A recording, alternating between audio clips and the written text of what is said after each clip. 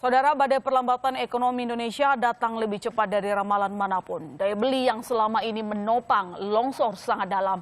Gelombang PHK yang masih setengah jalan diperkirakan semakin membuat ekonomi terpuruk. Satu-satunya vitamin untuk ketahanan daya beli adalah berharap jaring pengaman sosial 110 triliun rupiah tepat sasaran. Sungguh amat berat mengucapkan, selamat datang perlambatan ekonomi. Badai keterpurukan ini datang lebih cepat dari banyak ramalan.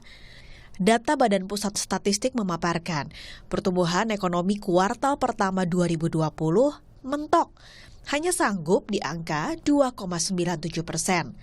Menukik ke bawah secara drastis dibandingkan kuartal pertama 2019 di angka 5,07%. Ini adalah angka paling ciut dalam 19 tahun terakhir atau sejak tahun 2001. Pembatasan sosial berskala besar sudah melukai kesaktian daya beli pada pertumbuhan ekonomi.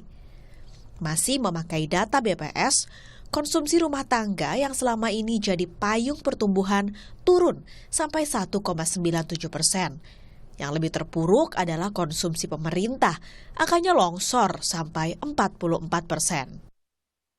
Pertumbuhan konsumsi rumah tangga sepanjang triwulan pertama ini dikhawatirkan sulit terulang ya pada triwulan kedua, karena memasuki triwulan kedua banyak kebijakan-kebijakan yang bersifat pembatasan kegiatan sosial ekonomi ini mulai diterapkan seperti itu. Namun memang hal ini tetap perlu dilakukan untuk memutus tali penyebaran COVID-19. Memang implikasinya adalah perputaran uang menjadi relatif lebih sedikit dan akan menekan laju pertumbuhan ekonomi.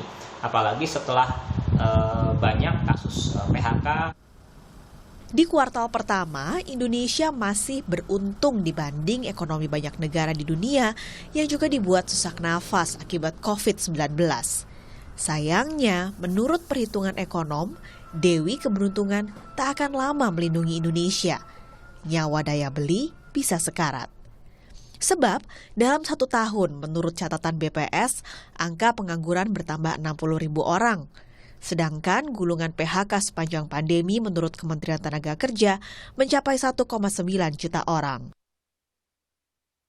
Kebijakan stimulus fiskal ya maupun insentif yang bertujuan untuk memberikan kompensasi ya, baik itu bentuknya bansos ya ataupun bentuk lainnya, ini diharapkan bisa efektif dalam membantu menyelamatkan daya beli mereka gitu ya, karena hal ini tentu akan berpengaruh ya terhadap pertumbuhan konsumsi rumah tangga sepanjang triwulan kedua.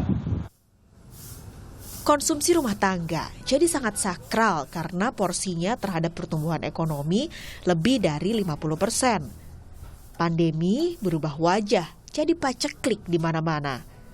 Untuk berakrobat anggaran negara saja pemerintah sangat kesakitan.